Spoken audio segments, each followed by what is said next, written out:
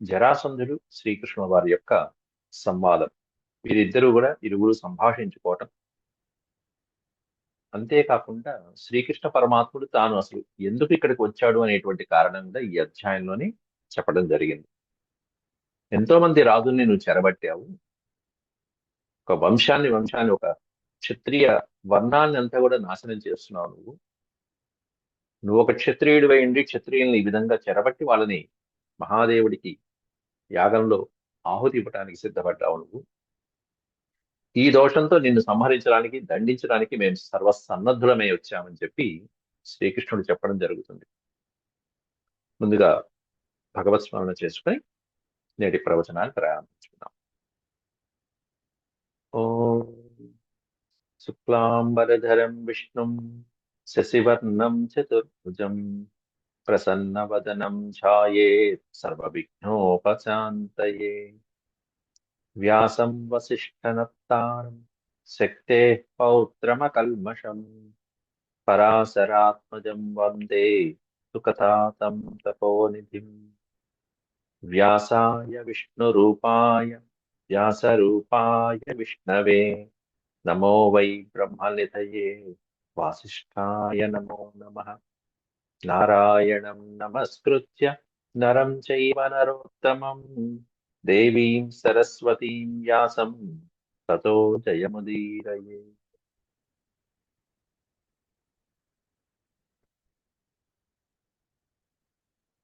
సభాపర్వంలో 22వ అధ్యాయం. దీంట్లో ఈ పాఠంలో కూడా 20 శ్లోకాలు మనం నిన్నటి ప్రవచనంలో మనం పూర్తి చేసుకోవడం జరిగింది.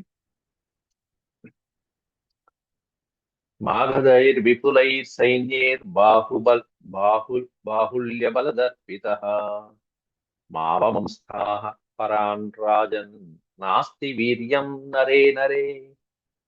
మాగధైః విపులై సైన్యై, నీకు విపులమైనటువంటి సైన్యం, విపులము అంటే బహుళం, విపరీతమైనటువంటి సైన్యం ఉన్నదని చెప్పి నీకు అహంకారం అయ్యా. ఆ అహంకారం అనేది ప్రదర్శించమా. విపులై సైన్యై, అంతేకాకుండా బాహుల్య బలదర్పితై, విపరీతమైనటువంటి బలం ఉందని, అత్యద్భుతమైనటువంటి సైన్యం నీకే ఉందనేటువంటి అహంకారాన్ని ప్రదర్శించడం అనేది సరికాదయ్యా. మావమంస్థా, మా ప్లస్ అవమంస్థ. అవమంస్థ అంటే అనుకోవడం, భావించడం. మావమంస్థ అని అట్లా అనుకో మాకు. ఎందుకంటే ఒక రాజుకి మరొక రాజుకి ఉండేటువంటి పరాక్రమాలు, సైన్యాలు ఇవన్నీ వేరుగా ఉంటాయి. మావమంస్థాపరాన్ రాజన్ నాస్తి వీర్యం నరే నరే. నరే నరే అంటే ఒక నరుడికి మరొక నరుడికి, ఒక క్షత్రుడికి ఇంకో క్షత్రుడికి, ఒక రాజుకి మరొక రాజుకి పరాక్రమం అనేది భిన్నంగా ఉంటాయి. కొంతమందికి నీతో సమానమైనటువంటి పరాక్రమం ఉంటుంది కొంతమందిలో. సమం చేజస్వయా చైవ విశిష్టం వా నరేశ్వర. హే నరేశ్వర అంటూ శ్రీకృష్ణ పరమాత్ముడు జరాసంధుడితో అంటున్నాడు. ఓ జరాసంధ, కొంతమందిలో సమం చేత్వయ, నీతో సమానమైనటువంటి పరాక్రమం కొంతమంది రాజుల్లో ఉంటే, కొంతమందిలో చైవ విశిష్టం వా, నీకంటే విశిష్టమైనటువంటి బల పరాక్రమాలు కూడా ఉంటాయి. ఏ బలవంతుడు అనుకో మాకు, నీకంటే బలవంతులు ఉంటారు. ఒక్కోసారి విధి వాళ్ళ పట్ల అపజయం పాలవచ్చు, జయం పాలవచ్చు. జయాపజయాలు అనేవి దైవాధీనాలు అట్లా ఉంటాయి. కాబట్టి యుద్ధం అనేటువంటిది చాలా గొప్పదయ్యా. దానికోసమే ఎంతో మంది యుద్ధం చేసి, అదిగో ఇంద్రుడి యొక్క సభకు కూడా ఏష ఇంద్రో వైజయంతో గుణైర్నిత్యం సమాహిత అంటుంది నేను వచ్చింది. వైజయంతం అనేటువంటిది ఆ ఇంద్ర సభ. ఎంతో మంది క్షత్రియులు ఆ రణరంగాన్ని ఎంచుకునే దానికంటే ఆ రణరంగంలో మరణించినటువంటి వాడు ఆ ఇంద్ర సభకి చేరుకుంటాడు. ఇంద్ర సభలో అటువంటి గుణాన్వితమైనటువంటిది ఆ యుద్ధం అనేది. కాబట్టి యుద్ధంలో రాజులు అనేటువంటి వాళ్ళ యొక్క జయాపజయాలు మనం చెప్పలేము. పరాక్రమం అంటావా, నీతో సమానంగా ఉండొచ్చు, నీకంటే ఎక్కువ ఉండొచ్చు. యావదేతదసంబద్ధం తావదేవ భవేత్తవా. యావదే యావత్ ఏతదసంబుద్ధం తావదేవ భవేత్తవా. విషహ్యమేతదస్మాకం అతో రాజన్ బ్రవీమితే. కాకపోతే మిగతా వాళ్ళల్లో తక్కువ ఉందని చెప్పి నువ్వు కించపరిచావు చూసావా, వాళ్ళందరినీ అవమానించావు చూసావా, ఇది చాలా నిన్ను శిక్షింపడానికి కారణమైనటువంటిది ఏంటంటే అంతమంది రాజుల్ని తీసుకొచ్చి నువ్వు బందీగా పెట్టావు. విషహ్యమేతత్ అస్మాకం, అస్మాకం ఈ విషయంలో మేము నీతో స్పర్ధతో, స్పర్ధ అంటే ఈ విధమైనటువంటి శత్రుత్వానికి మేము కాలుగుతాం. అస్మాకమతో రాజన్ బ్రేవీ మీద, అందుకని నీకు చెప్తాం జాగ్రత్తగా ఉంది. జహిత్వం, జహి జహి అంటే విడిచిపెట్టు. జహి జహిత్వం సదృశేష్వేవ మానం దర్పం చ మాగధ మాగమ వసుత మాగమస్సుతామాత్స్యః సబలశ్చ యమక్షయం. జహిత్వం సదృశేష్వేవ, సదృశ అనే పదానికి అర్థం నీతో సమానమైనటువంటి వాడు ఎవరైతే రాజులు ఉన్నారో క్షత్రియులు, వాళ్ళని ఎక్కడన్నా వదిలిపెట్టు. కారాగారంలో ఉన్న బందీలుగా జహిత్వం సదృశేష్వేవ, పైగా రాజుతో పాటు నీ అహంకారాలు నీ స్వాభిమానము దర్పము అహంకారాలు లేకపోతే కనుక నువ్వు వదిలిపెట్టకపోతే మేము వదిలించాల్సి మాగమ కాకపోతే ససుతామాత్య, ససుతామాత్య అంటే సుతులతో పాటు, నీ మంత్రులతో పాటు, నీ బలగంతో పాటుగా నువ్వు కూడా యమక్షయానికి వెళ్ళిపోవాలి. అలా వెళ్ళాలంటే ఉండాలంటే నీ అహంకారాన్ని, తత్వాన్ని, మానాన్ని నీతో పాటుగా దాచిపెట్టి వాళ్ళని వదిలిపెట్టి, లేకపోతే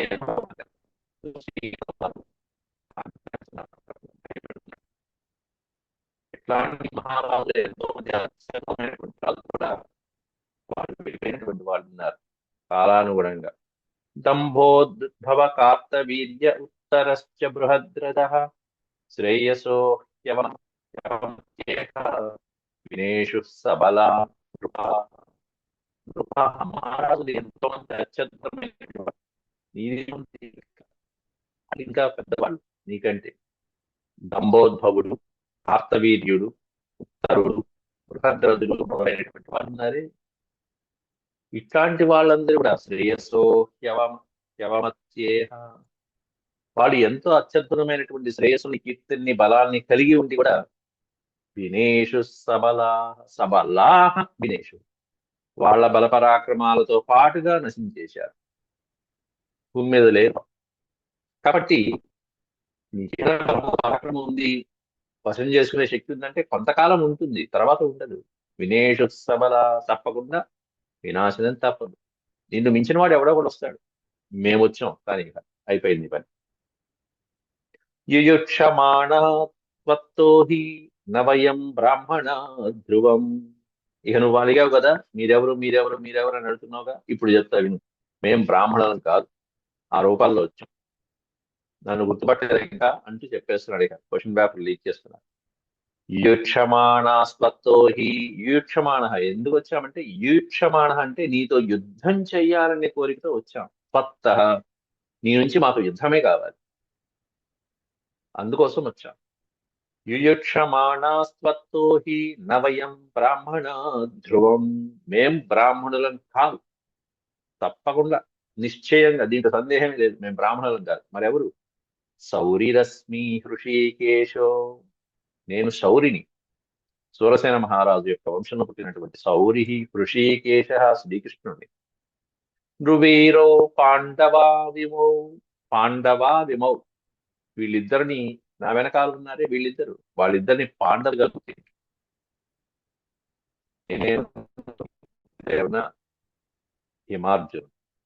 అనయోర్మాతులేయం, అనయోర్మాతులేయం చ కృష్ణం మాం విద్ధితే రిపుం. వీళ్ళిద్దరి యొక్క తల్లి నాకు మేనత్, కాబట్టి నేను వీళ్ళకి భావవరసనవుతాను. అట్లాంటి కృష్ణుడిగా నన్ను గుర్తించు. కృష్ణం మాం విద్ధి తే రిపుం అన్నాడు స్పష్టంగా. నీ శత్రువునైనటువంటి కృష్ణుణ్ణి నేను అని చెప్పాడు. తే రిపుం కృష్ణం మాం విద్ధి, నీకు శత్రువు అయినటువంటి కృష్ణుడిగా గుర్తించబోయా నన్ను అని చెప్పి శ్రీకృష్ణుడు చెప్పాడు. త్వాం ఆహ్వయామహే, త్వాం ఆహ్వయామహే, నిన్ను ఆహ్వానిస్తున్నాం యుద్ధానికి. త్వామాహ్వయామహే రాజన్ సిద్ధో స్థిరో యుద్ధస్వమాగధ యుద్ధస్వమాగధ. ఓ మాగధ మహారాజా, నిన్ను ఆహ్వానిస్తున్నాం మేము. దేనికంటే యుద్ధానికి. స్థిరో యుద్ధ అన్నారు అక్కడ. స్థిరో యుద్ధ అంటే ద్వంద్వ యుద్ధానికి ఆహ్వానిస్తున్నాం. ఇక్కడే నుంచుని ఇప్పటికిప్పుడే ఇద్దరం కొట్టుకోవడం అంతే. ఇంకా సైన్యం లేదు, ఏం లేదు. స్థిరంగా నిలబడి భూమి మీద యుద్ధం చేయడం. ముచ్చవాన్ నృపతీన్ సర్వాన్ గచ్చవా త్వం యమక్షయం. ఒకటే చెప్పాడు ఇక్కడ. శ్రీకృష్ణుడికి ఏం కావాలో అది చెప్తున్నాడు ఇక్కడ. నృపతీన్ సర్వాన్ ముచ్చ. నువ్వు బంధించినటువంటి రాజులందరినీ వదిలిపెడతావా? వదిలిపెట్టు. వా లేకపోతే గచ్చత్వం యమక్షయం, లేకపోతే నువ్వు యమలోకానికి వెళ్ళు. నువ్వు యమలోకానికి వెళ్ళు, లేకపోతే ఈ రాజు ఈ రాజు వదిలిపెట్టడమే కావాలి కృష్ణుడికి. వీడి సామర్థ్యం అసలే రాజులు వదిలిపెడితే చాలు. ధర్మరాజు యజ్ఞం పూర్తి. ఎందుకంటే వీళ్ళందరూ ఈ ధర్మరాజు చేస్తారు రాజులందరూ కూడా. పైగా కృష్ణుడు చంపకూడదు కూడా ఇతన్ని. అది బ్రహ్మగారి యొక్క ఆదేశం. ఇతరు యాదవుల ప్రభువుల ద్వారా చంపబడ్డాడు. ఇతనితో సమావర్తి ఎవరైతే ఉంటాడో ఆ వీరుడితోనే చంపబడాలని చెప్పి బ్రహ్మగారు ఇచ్చారు వరం. శ్రీకృష్ణుడు సంహరించాడు జరాసంధుడు. అందువల్ల ముందుగా చివరికి తనకి ఏం కావాలంటే రాజులన్నా వదిలిపెట్టు, లేకపోతే నువ్వన్నా యమలోకానికి వెళ్ళిపో అనగానే జరాసంధుడు అంటున్నాడు. ఏతచ్చుత్వా జరాసంధః క్రుద్ధో వచనమబ్రవీత్. కోపించి ఈ విధంగా అంటాడు. నాహం కంస. ఓ కృష్ణ, నువ్వట అన్నట్టుగా మాట్లాడు. నేనే నీ చేతిలో చంపబడినటువంటి కంసుడిని కాదు, పూర్ణ రాక్షసుని కాదు, ముట్టుకుని కాదు, నరకుడిని కాదు అంటూ కృష్ణుడి ముందు మొదలు పెడుతున్నాడు. నాహం కంస ప్రలంబో వా నబాణో నచ ముష్టికః నరకో నింద్రతపనో నకేసి నచపూతన. ఇంద్రుణ్ణి హింస పెట్టినటువంటి, ఇంద్రునే ముప్పదెప్పలు పెట్టినటువంటి నరకాసుని కాదు నేనే. నా కేసి అనేటువంటి రాక్షసుని కాదు, నువ్వు చంపినటువంటి పూతన కాదు, ముష్టికుడిని కాదు, చాణూరుడు, ముష్టికుడు, బాణుడు మొదలైనటువంటి ప్రళంబుడు మొదలైనటువంటి రాక్షసుని అసలే కాదు. కంసుడిని అసలు కానే కాదు. అంతేకాకుండా నా కాలయవనో వాపి ఏ త్వయా నిహతాయుధి. యుద్ధంలో నువ్వు జయించినటువంటి, ఓడించినటువంటి కాలయవుణ్ణి కాదు. కాలయవనుడు అనేటువంటి రాక్షసుని, అట్లాంటి రాజుని కాదు నేనే. వీళ్ళ చేత ఓడించి వీళ్ళందరూ కృష్ణుడి చేత ఓడించబడినటువంటి వాడు, సంహరించబడినటువంటి వాడు. అంత బలహీనుని కాదు నేను. వాళ్ళలాంటి వాడిని కాదు, నా స్థాయిది కాదు. పైగా నువ్వు గోపాలకుడివి. నువ్వేమన్నా రాజుగా పోని కాదు. త్వంతు గోపకులోత్పన్ను. గోపకులంలో గోకులంలో పుట్టినటువంటి వాడి గోపాలుడి. నువ్వేమన్నా క్షత్రియుడివా, వీరుడివా, నా ముందుకు వచ్చి ఎగురుతున్నావు అన్నట్టుగా కృష్ణ పరమాత్ముని కూడా నిందిస్తున్నాడు. త్వంతు గోపకులోత్పన్నో జాతిం వై పౌర్వకీం స్మర. పూర్వవంశంలో పుట్టినటువంటి వాడి పౌర్వకీం స్మర. జాతికి నువ్వు అట్లాంటి వాడివి నువ్వు. అంతేకాకుండా నాకంటే తక్కువ స్థాయి వాడివి అన్నట్టుగానే మాట్లాడాడు. యో అస్మద్భయాదతిక్రమ్య సాగరాన్ ఉపమాశ్రితః జన్మభూమిం పరిత్యజ్య మధురాం ప్రాకృతో యథా.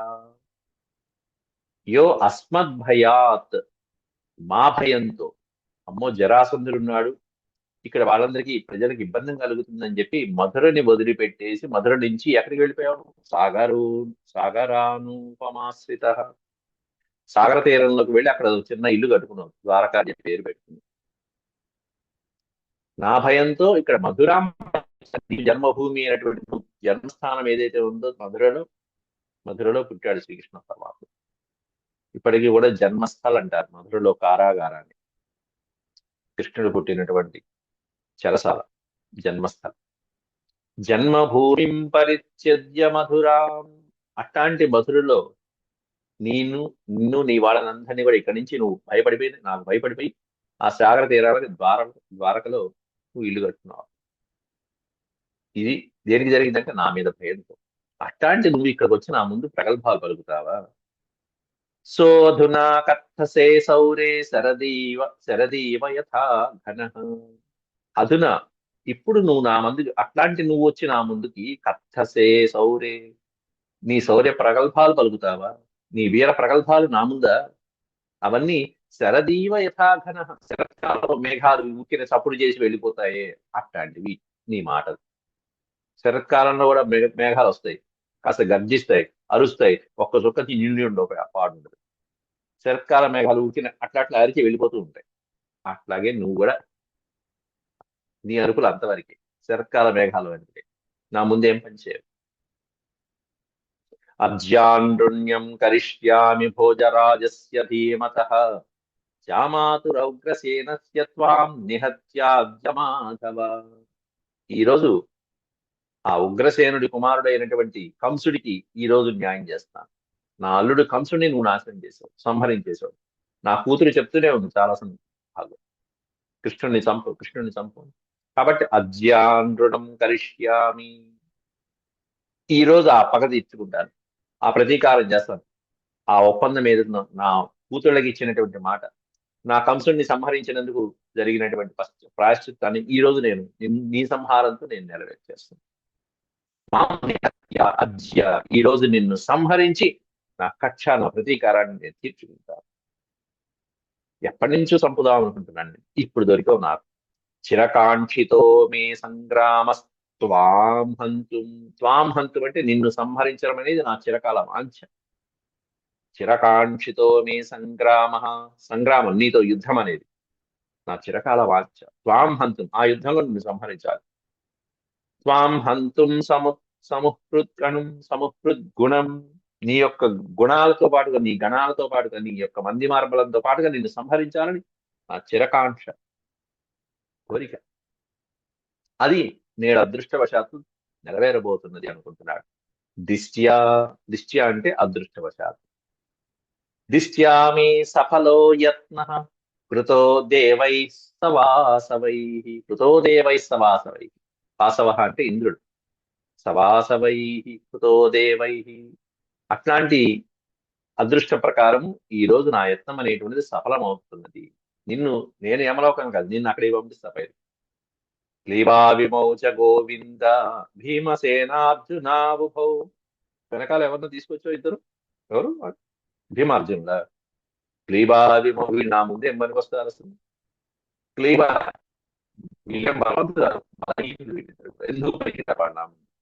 క్లీబా విమౌచ గోవింద, ఓ గోవింద, వీళ్ళిద్దరు ఏం పనికి వస్తారు నా ముందు అసలు, నా బలం ముందు? భీమార్జున ఉభౌ, ఇద్దరు. హింస్యాసి యుధి విక్రమ్య సింహ క్షుద్రమృగానివ. ఒక సింహం క్షుద్రమృగాల్ని వేటాడి వెంటాడి కొట్టి కొట్టి కొట్టి చంపినట్టుగా. క్షుద్రమృగం అంటే జింకలు, చిన్న చిన్న జంతువులు ఏవైతే ఉంటాయో, సింహము ఒక క్షుద్ర మృగాన్ని, చిన్న చిన్న దుప్పి, లేళ్ళు మొదలైనటువంటి వాటిని వెంటాడి విక్రమించి వేటాడినట్టుగా, హింసించి చంపినట్టుగా, హింస్యాసి యుధి విక్రమ్య, నా పరాక్రమంతో యుద్ధం మిమ్మల్ని ఆ విధంగా నిర్జించేస్తాను, సంహరించేస్తాను అంటూ జరాసంధుడు డాబికాలు పలికాడు.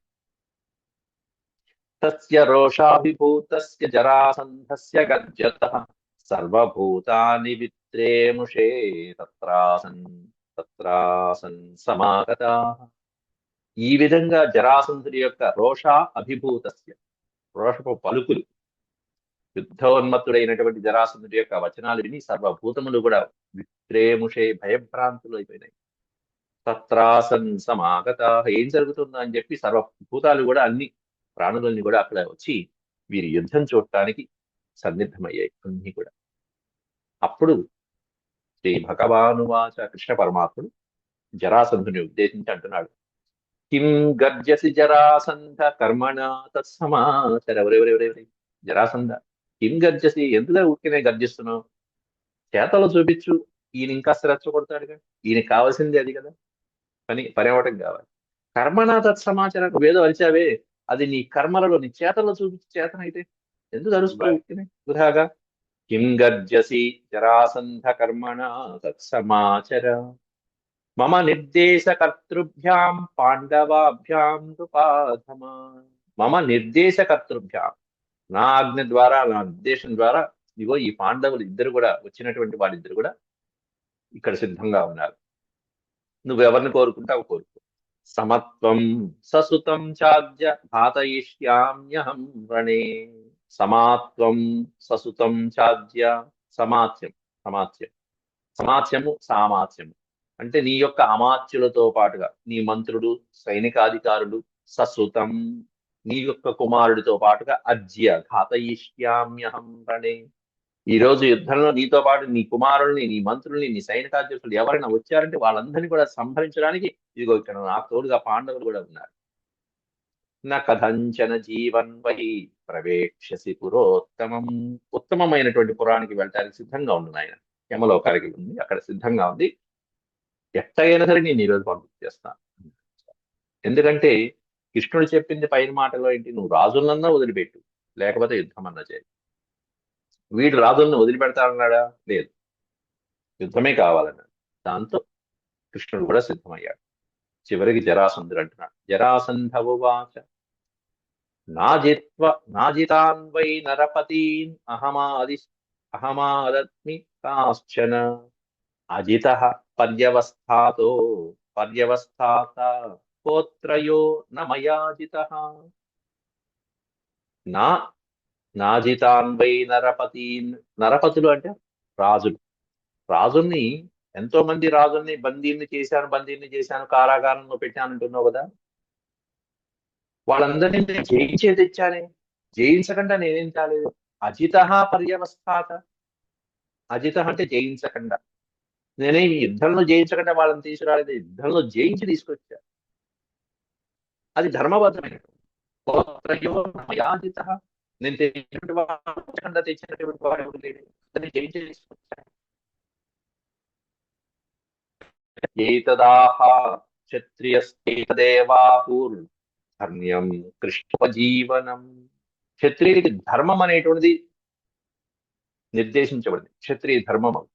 క్షత్రియ ఏతదేవ ఏంటంటే ఇలా రాజుల్ని గెలవటం అనేటువంటిది క్షత్రియ ధర్మంగా నిర్దేశించబడింది. యుద్ధం చెయ్యాలి, క్షత్రియుల్ని ఓడించాలి. ఓడించడం అనేది క్షత్రియ ధర్మం అనేటువంటిది నిర్దేశించబడింది. అలాగే విక్రమ్య వశమానీయ, అట్లా నా యొక్క విక్రమ పరాక్రమాలతో నా వశం చేసుకున్న రాజులందరినీ. వశం చేసుకున్నప్పుడు తర్వాత నా ఇష్టం, ఏదైనా చేసుకుంటాను. నేను నా పనివాళ్ళుగా వాడుకుంటానా, కారాగారంలో పెట్టానా, లేకపోతే బలిచ్చేస్తానా, అది నా ఇష్టం. విక్రమ్య వశమానీయ కామతో యత్ సమాచరేత్. ఒకసారి నేను వాడిని ఓడించి తీసుకొచ్చిన తర్వాత కామతో యత్ సమాచరేత్, నా ఇష్టం వచ్చినటువంటి విధంగా నేను వాడిని వాడతాను. అంతే. వాడిని పశువుగా వాడతానా, యజ్ఞ పశువుగా వాడతానా, కారాగారంలో ఒక సేవకుడిగా వాడతానా, అదంతా నా ఇష్టం. లేకపోతే విడిచిపెట్టేసి మహారాజుని చేస్తానా, నా ఇష్టం. కామతో యత్ సమాచరేత్. దేవతార్థముపాహృత్య రాజ్ఞ కృష్ణ కథం భయాత్. దేవతార్థముపాహృత్య, యజ్ఞంలో దేవతల కోసం బలైన ఇవ్వచ్చు. అంతే, ఇది ధర్మం. అహమద్య విముచ్యేత్యం క్షాత్రం వ్రతమనుస్మరణ్. ఇది నేను తెలిసి చేశాను. క్షత్రియుల యొక్క వ్రతం ఏదైతే ఉందో, అంటే క్షత్రియుల యొక్క ధర్మం ఏదైతే ఉందో, ఆ ధర్మాన్ని అనుస్మరించే చేశానంటున్నాడు. క్షత్రియ ధర్మం నాకు తెలుసు పూర్తిగా. అహమద్య విముచ్యేయం, క్షత్రియ ధర్మాన్ని నేను ఎప్పుడు వదిలిపెట్టను, ఈ రోజుకి వదిలిపెట్టట్లా. అది నా వ్రతం. క్షత్రియ ధర్మాన్ని పాటించడం, దాన్ని పాటించడం అనేది నా వ్రతం. ఆ ధర్మం తెలిసే చేశాను. పైగా వాళ్ళని అలా వాడుకోవచ్చు. సైన్యం సైన్యేన వ్యూఢేన ఏకేన వా పునః ద్వాభ్యాం త్రిభిర్వా యోత్స్యేహం యుగత్ పృథగేవ వా. కాబట్టి నేను నా ధర్మాన్ని పాటించాలయ్యా. మీరు కాదు బంధించింది, కారాగారంలో బంధించింది దేనికి? దేవతార్థం ఉపహృత్య, దేవతా కార్యం కోసం నియమించాలి వాళ్ళని. అలాగే చేస్తారు. వాళ్ళని విడిచేది లేదు. కావాలంటే యుద్ధానికి రండి. నువ్వు వస్తావా, వాళ్ళిద్దరు వస్తారా, ముగ్గురు కలిసి వస్తారా, ఒక్కొక్కడే వస్తారా, కొట్టేస్తాను అందరినీ అంటుంది. సైన్యం సైన్యేన వ్యూఢేన, నువ్వు నీ సైన్యంతో ఎంతమందిని తెచ్చుకున్నా సరే, సైన్యం తెచ్చుకో. లేక ఏకేన వా పునః, ఏకేన వా పునః, ఒక్కడే వచ్చినా సరే, నువ్వు ఒక్కొక్కడు వచ్చినా సరే, మీ ముగ్గురు ఉన్నారు కదా, ముందు నువ్వు, తర్వాత వాడు, ముగ్గురు ఒక్కొక్కడు వచ్చినా సరే, ఏకేన వా పునః లేకపోతే ద్వాభ్యాం, ఇద్దరు ఇద్దరు వస్తారా రండి, లేకపోతే త్రిభిర్వా, ముగ్గురు కలిసి వస్తారా రండి, మీ ఇష్టం. ఎన్ని ఆప్షన్స్ ఇస్తున్నాడు చూడండి ఈ వీరుడు జరాసంధుడు. ద్వాభ్యాం త్రిభిర్వా యోత్స్యేహం యుగత్ పృథగేవ వా. లేకపోతే యుగత్ యుగత్ పృథగేవ వా. ఒక్కొక్కళ్ళని ఒకళ్ళ తర్వాత ఒకళ్ళని ఓడించమన్నా ఓడించేస్తా. యోత్స్యేహం, అహం యోత్స్యేహం, తప్పకుండా మీతో యుద్ధం చేయడానికి నేను సంకల్పించుకున్నానంటూ తన నిశ్చయాన్ని తెలిపాడు జరాసంధుడు. ఏవముక్త్వా జరాసంధః సహదేవాభిషేచనం. ఆ విధంగా పలికి వెంటనే ఏం చేశాట, ఓ మంచి పని.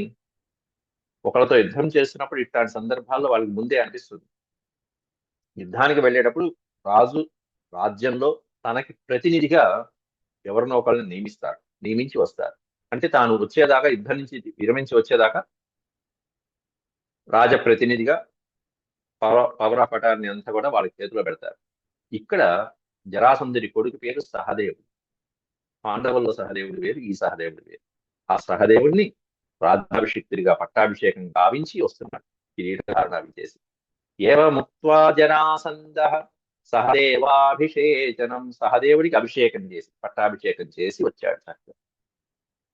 అక్కడ ఆ తక్కువ సమయంలోనే ఏర్పాట్లన్నీ చేసేసి ఆజ్ఞాపయత్తదా రాజా భీమకర్మభిః, అతన్ని ఆజ్ఞాపించి రాజ్యాధికారాలు చేయమని వచ్చేదాకా ఇక యుద్ధం చేయడానికి సంకల్పించాడు. భీమకర్మభిః, అత్యద్భుతమైనటువంటి కర్మల చేత తన నైపుణ్యాన్ని ప్రదర్శించే జరాసంధుడు యుద్ధానికే నడుం బిగించాడు.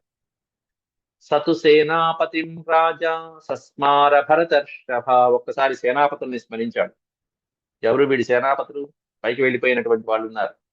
కౌశికం చిత్రసేనం చ తస్మిన్ యుద్ధ ఉపస్థితే. హంసడింబికులు అనేటువంటి పేరు కలిగినటువంటి వాళ్ళ సేనాపతులు. వాళ్ళకే అసలు వేరొక పేరు, అసలైనటువంటి నామధేయాలు ఇక్కడ ఇచ్చారు. వారి పేరు హంసుడు, డింబికుడు. వాళ్ళ పేర్లు కౌశికుడు, చిత్రసేనుడు అనే పేరు కలిగినటువంటి వారు వాళ్ళిద్దరు. వీళ్ళే హంసడింబికులు అనేటువంటి సైన్యాధ్యక్షులు. దేవతల్ని కూడా ముప్పతిప్పలు పెట్టినటువంటి వాడు. కౌశికం చిత్రసేనం చ తస్మిన్ యుద్ధ ఉపస్థితే. యుద్ధానికి వెళ్లే ముందు ఆ సైనికులిద్దరిని, సేనా నాయకులిద్దరిని స్మరించాడు. వీళ్ళిద్దరు పైకి వెళ్ళిపోయారు ముందే. యయోస్తే నామని రాజన్ హంసేతి డిబికేతి చ. యయోస్తే నామాని, ఎవరి పేర్లైతే హంసడింబికులుగా ప్రసిద్ధికి ఎక్కాయో అట్లాంటి కౌశికుడు, చిత్రసేనుల్ని స్మరించాడు. పేర్లు, వేరొక పేర్లు కలిగినటువంటి వాడు. పూర్వం సంకథితే కుంభిర్నృలోకే లోకసత్కృతే. వీళ్ళిద్దరు ఎట్లాంటి వాడంటే పూర్వం, ఇప్పుడు లేరు, పూర్వం. పూర్వం కుంభిర్నృలోకే లోకసత్కృతే, లోకంలో హంసడింబుకులు అనేటువంటి పేరుతో సుప్రసిద్ధమైనటువంటి వాడు. దేవతల్ని కూడా ముప్పదిప్పులు పెట్టినటువంటి వాడు. సంకథితే, సంకలితే చక్కగా సుప్రసిద్ధమైనటువంటి వాళ్ళు, కీర్తి గడించినటువంటి వాళ్ళు, పరాక్రమవంతులైనటువంటి వాడు. తంతు రాజన్ విభుశౌరీ రాజానం బలినాం వరం స్మృత్వా పురుష శార్దూల శార్దూల సమవిక్రమం. అప్పుడు వాళ్ళని స్మరించి, అలాగే తన కుమారుడైన సహదేవునికి పట్టాభిషేకం గావించి, రాజన్ విభుశౌరీ, పరాక్రమవంతుడైనటువంటి ఇతడు, రాజానం బలినాం వరం, రాజులలో అందరికంటే బలమైనటువంటి వాడు, శ్రేష్టమైనటువంటి వాడు. స్మృత్వా పురుష శార్దూల, శార్దూల సమ విక్రమం, మంచి సింహం లాంటి పరాక్రమం కలిగినటువంటి వాడు, పురుష శార్దూలమైనటువంటి వాడు, సత్యసంధుడైనటువంటి వాడు అయినటువంటి జరాసంధుడు. సత్యసంధో జరాసంధం భువి భీమ పరాక్రమం. భూమి మీద పరాక్రమం ప్రదర్శించేటువంటి, భూమి మీద అత్యద్భుతమైన పరాక్రమం ప్రదర్శించేటువంటి సత్యసంధుడైనటువంటి వాడు జరాసంధుడు.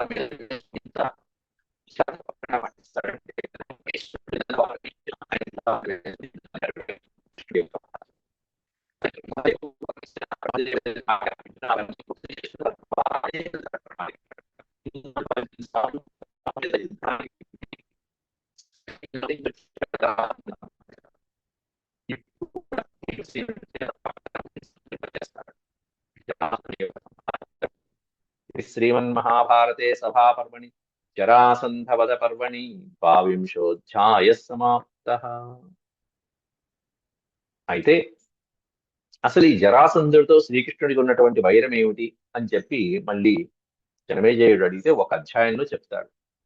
కంసుడి యొక్క వధ కారణమయ్యా, అప్పటి నుంచి ఈ విధంగా జరిగిందని చెప్పి ఒక అధ్యాయం చెప్పి ఆ తర్వాత వీళ్ళిద్దరి యొక్క ద్వంద్వ యుద్ధం, భీమసేనుడితో జరాసంధుడు చేసిన ద్వంద్వ యుద్ధం ఎలా జరిగింది, జరాసంధుడు ఏ విధంగా సంహరించబడుతున్నాడు అనేటువంటి రాబోయే అధ్యాయాలు మనం తెలుసుకుందాం. అంతవరకు సార్. ఓం శాంతి శాంతి శాంతి. యదక్షరపద భ్రష్టం మాత్రాహీనం చ యద్భవేత్ తత్సర్వం క్షమ్యతాం దేవనారాయణ నమోస్తుతే. సర్వం శ్రీకృష్ణార్పణమస్తు. హరి ఓం.